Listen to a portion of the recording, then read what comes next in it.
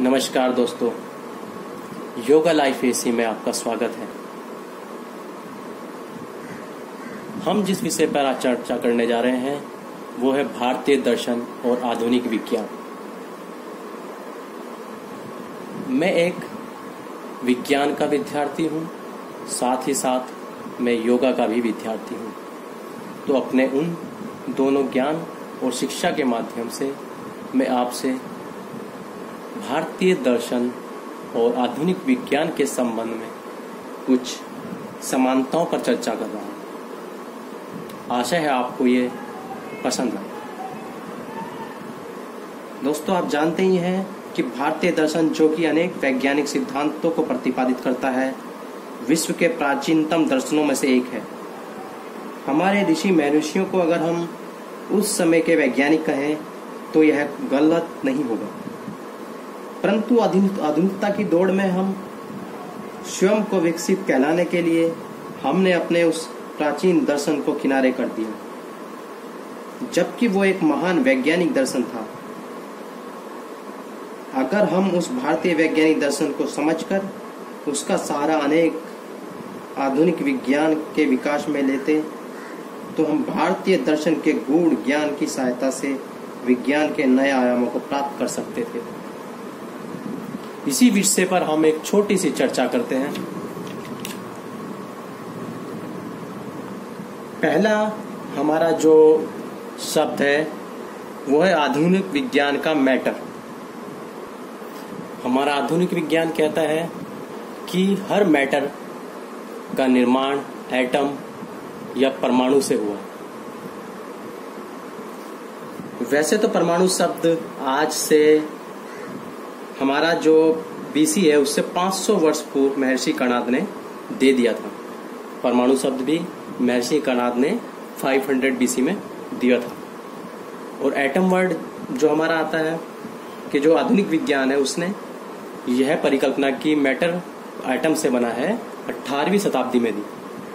और उससे भी कई हजार साल पहले हम भारतीय दर्शन ने कहा कि पदार्थ का निर्माण प्रकृति से हुआ। तो अगर हम कहें कि प्रकृति, एटम और परमाणु ये तीनों एक ही चीज के नाम है तो वो गलत नहीं होगा। तो भारतीय दर्शन के अनुसार प्रकृति त्रिगुणात्मक है, जिसके 3 गुण हैं, रजोगुण, तमोगुण और सत्वगुण। ये प्रकृति के गुण मतलब विशेषता नहीं है। यहाँ पर प्रकृति के ही भाग है, अर्थात ये प्रकृति का ही रूप है। और आधुनिक विज्ञान की बात करें तो उसमें भी एटम या परमाणु में 3 भाग होते हैं, जिन्हें हम इलेक्ट्रॉन, प्रोटॉन और न्यूट्रॉन कहते हैं। तो अगर हम इन 3 गुणों की बात करते हैं तो भारतीय दर्शन में बताया गया है कि रजोगुण जो है वो गत्यात्मक है, अर्थात उसमें गति होती है, वो गतिमान होता है। और अगर हम इलेक्ट्रॉन की बात करें तो आधुनिक विज्ञान के अनुसार इलेक्ट्रॉन भी गतिमान है, क्योंकि इलेक्ट्रॉन नाभिक के चारों ओर एक निश्चित कक्षा में गति करता रहता है। भारतीय दर्शन के अनुसार तमोगुण में भार होता है और वो स्थिरता प्रदान करता है। साथ ही तमोगुण रजोगुण के विपरीत प्रकृति वाला है। और अगर हम आधुनिक विज्ञान के अनुसार प्रोटॉन की बात करें तो प्रोटॉन में भी भार होता है, क्योंकि इलेक्ट्रॉन का भार नगण्य होता है और उसकी तुलना में प्रोटॉन में भार होता है। और साथ ही वो इलेक्ट्रॉन के विपरीत आवेश वाला होता है। इलेक्ट्रॉन हमारा ऋणात्मक होता है, प्रोटॉन धनात्मक होता है, अर्थात वो भी इलेक्ट्रॉन के विपरीत प्रकृति वाला हुआ। साथ ही दोनों के विपरीत आवेशित होने के कारण वो हमारे एटम को स्थिरता प्रदान करता है तथा वह इलेक्ट्रॉन को बाहर कक्षा को छोड़कर नहीं जाने देता। अब तीसरा गुण प्रकृति का सत्वगुण। सत्वगुण दोनों हमारे रजोगुण तमोगुण थे, उनके बीच साम्यावस्था स्थापित करने का कार्य करता है। और वो ना तो रजोगुण के गुण रखता है ना तमोगुण के, वो दोनों के ही विपरीत है, दोनों से ही अलग है। अर्थात ना तो वो धनात्मक है ना ऋणात्मक है, वो एक न्यूट्रल चार्ज होता है।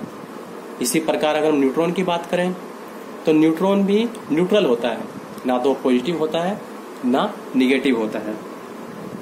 और साथ ही वो प्रोटॉन के साथ मिलकर एक नाभिकीय बल उत्पन्न करता है।